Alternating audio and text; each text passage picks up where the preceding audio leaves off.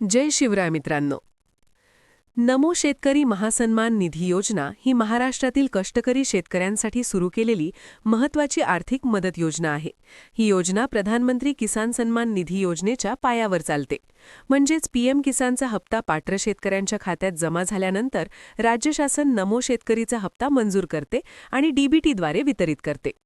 November महिन्याच्या सुरुवातीच्या दिवसांमध्ये पीएम किसानचा हप्ता शेतकऱ्यांना मिळाला.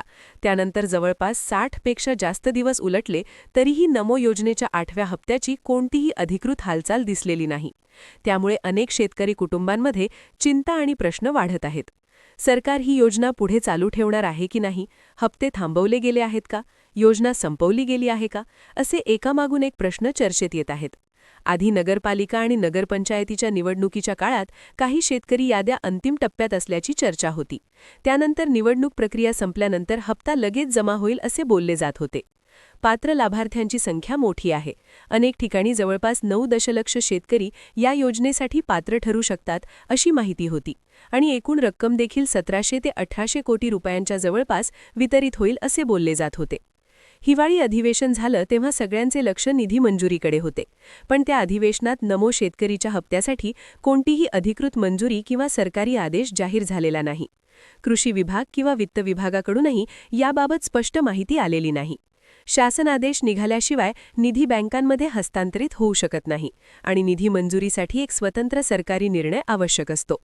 आता राज्यात महानगरपालिका निवडणुकांचा काळ सुरू आहे. पण या निवडणुका नमो शेतकरी हप्ता वितरणाला कायदेशीररित्या थांबवू शकत नाहीत. कारण ही योजना ग्रामीण आणि जिल्हा प्रशासनाशी संबंधित आहे आणि शहराच्या निवडणूक कार्यक्षेत्रापासून वेगळी आहे. त्यामुळे आचारसंहितेचे बंधन थेट या लाभार्थ्यांना लागू होत नाही. म्हणूनच निवडणुका हप्ता थांबवण्याचे अधिकृत कारण असू शकत नाही. आगामी काळात जिल्हा परिषद आणि पंचायत समिती निवडणुकांची घोषणा कधीही होऊ शकते आणि त्या निवडणुका जाहीर झाल्यानंतर मात्र हप्ता देण्यासाठी अधिक वेळ लागू शकतो. म्हणूनच शासनाने जर पुढील काही दिवसात निधी मंजुरीचा आदेश जाहीर केला तरच जानेवारी महिन्यात शेतकऱ्यांना 8वा हप्ता मिळण्याची शक्यता तयार होईल. शासन आदेश आल्यानंतर हप्त्याचे वितरण काही दिवसात किंवा त्याच आठवड्यातही होऊ शकते.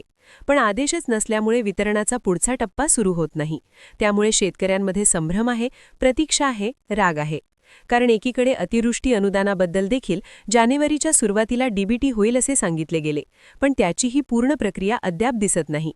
डीबीटी अंतर्गत मिळणारी काही थकीत अनुदाने, बिले आणि मदतीचे पैसे अजूनही रखडलेले आहेत. आर्थिक मदत वेळेवर मिळाली नाही की घरात ताण वाढतो, शेतात काम वाढतं, खर्च वाढतो आणि अपेक्षा मात्र पूर्ण होत नाही. नमो शेतकरीच्या 8व्या हप्त्याचा विषय याचमुळे शेतकऱ्यांमध्ये तीव्र चर्चेचा मुद्दा बनला आहे. ही योजना शेतकऱ्यांसाठी आहे आणि ती राजकीय कार्यक्रम नसावी अशी भावना सर्वत्र ऐकू येते. हप्ता मिळावा ही मागणी नाही तर अपेक्षा आहे, कारण पात्र शेतकऱ्याचा हक्क आहे. सरकारने या हप्त्याबाबत अधिकृत निर्णय घेऊन स्पष्ट घोषणा करावी आणि निधी मंजूर करावा, हीच खरी शेतकऱ्यांची भावना आहे. कारण निर्णय झाला की वितरणाला वेळ लागत नाही, पण निर्णयच नसेल तर वेळ मात्र वाढत जातो. शेतकरी संयमाने वाट पाहत आहे, पण संयमालाही मर्यादा असते. मदत ही वेळेवर मिळाली तरच मदत राहते, उशिरा मिळाली तर ती फक्त घोषणा बनते. म्हणूनच 8व्या हप्त्याचा शासनादेश लवकर यावा आणि शेतकऱ्यांच्या खात्यात हा निधी जमा व्हावा, हीच आजची खरी गरज आणि आवाज आहे.